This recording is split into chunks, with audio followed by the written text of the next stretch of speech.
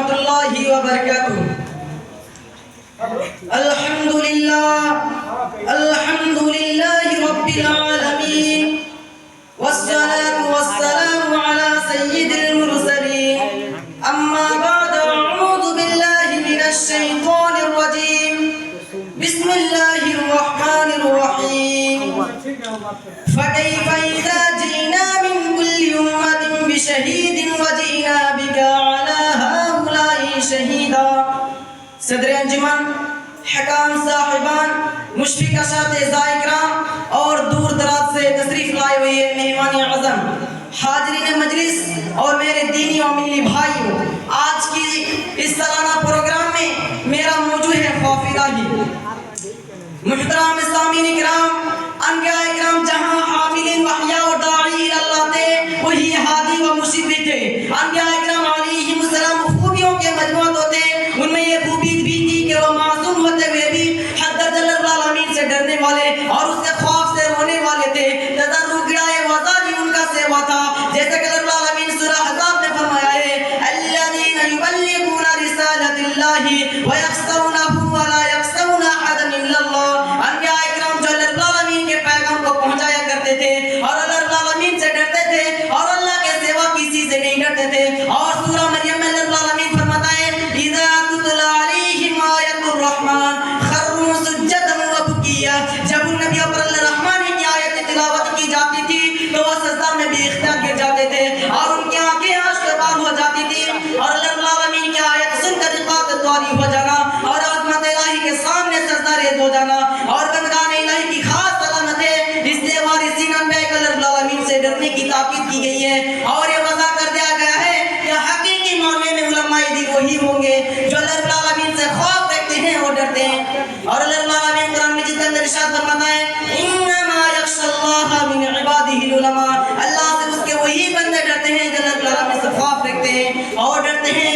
میری اسلامی بھائیوں، خوف الہی ایسی صفت ہے، خوف الہی ایسی صفت ہے جو انبیاء کرام، علماء کرام اور مومن کی عمدہ صفت میں شامل ہے. جیسا کہ اللہ العالمین قرآن مجید کے اندر ارشاد فرماتا ہے تقشعر منہ جلود الذین یخشون ربہم، جس سے ان لوگوں کے رونگٹے کھڑے ہو جاتے ہیں جو اللہ العالمین سے خوف رکھتے ہیں اور ڈرتے ہیں. اور دوسری جگہ اللہ العالمین فرماتا ہے انما المؤمنون الذین اذا ذکر اللہ وجلت قلوبہم واذا تتلت علیہم آیاتہ زادتہم ایمانا وعلی ربہم یتوکلون. مومنوں کی شان تو یہ ہے کہ جب اللہ کا ذکر کیا جاتا ہے تو ان کے دل دہل جاتے ہیں اور جب اس کی آیتیں کو پڑھ کر سنائی جاتی ہے تو ان کے ایمان کو اور زیادہ کر دیتی ہے اور وہ ہر حال میں اپنے پروردگار پر بھروسہ رکھتے ہیں. یعنی مومن جب اللہ کا ذکر سنتے ہیں تو اللہ کی جلالت و عظمت سے ان کے دل کانپ اٹھتے ہیں، ان کے دل کانپ اٹھتے ہیں اور تلاوت قرآن کریم سے ان کے ایمان کو اور زیادہ کر دیتی ہے اور وہ صرف اور صرف اپنے رب پر توکل اور بھروسہ رکھتے ہیں. معزز حضرات، توکل کا مطلب کیا ہے؟ توکل کا مطلب یہ ہے کہ ظاہری اسباب اختیار کرنے کے بعد اللہ العالمین کی ذات پر بھروسہ رکھتے ہیں. معزز حضرات، اللہ العالمین کے فرشتے جو ہمیشہ رب العالمین کی تسبیح و تحمید کی برائی و برائیاں، تعریف و توصیف میں مشغول رہتے ہیں. وہ اپنے رب کی کسی حال میں بھی نافرمانی نہیں کرتے اور اللہ العالمین سے اتنا ڈرتے ہیں ان کے بارے میں قرآن کہتا ہے وَهُمْ مِنْ خَشْيَتِهِ مُشْفِقُونَ. وہ تو اس کی حیبت سے خود ہی ڈرتے ہیں. یہ وسیع و عریض و جمیل آسمان سجد و حجر دریا پہاڑ سب خوف الہی سے لرزا و ترزا ہے. نیز اس کے خوف سے گڑگی پڑتا ہے. ان کے بارے میں قرآن کہتا ہے وَإِنَّا مِنَ الْحِجَارَةِ لَمَا يَتَفَجَّرُ مِنْهُ الْأَنْهَارُ وَإِنَّا مِنْهَا لَمَا يَشَّقَّقُ فَيَخْرُجُ مِنْهُ الْمَاءُ وَإِنَّا مِنْهَا لَمَا يَهْبِطُ مِنْ خَشْيَةِ اللَّهِ. بعض پتھروں سے تو نہریں بہ نکلتی ہیں اور بعض پھٹ جاتے ہیں اور ان سے پانی نکل آتا ہے اور بعض پتھر اللہ کے ڈر سے گر گر پڑتے ہیں. میرے اسلامی بھائیوں، آئیے اب امام الانبیاء محمد صلی اللہ علیہ وسلم کے بارے میں چند حدیث سنیے. حضرت مطرف رضی اللہ عنہ کے والد حضرت عبداللہ رضی اللہ عنہ کہتے ہیں رأیت رسول اللہ صلی اللہ علیہ وسلم یصلی وفی صدری عزیز کعزیز الرحا من البکائی. میں نے اللہ کے نبی پیارے محمد صلی اللہ علیہ وسلم کو دیکھا کہ آپ نماز پڑھ رہے تھے اور آپ نے کے سینے سے رونے کی وجہ سے کیسی آواز آ رہی تھی جیسی کہ کوئی چکی سی چل رہی ہو.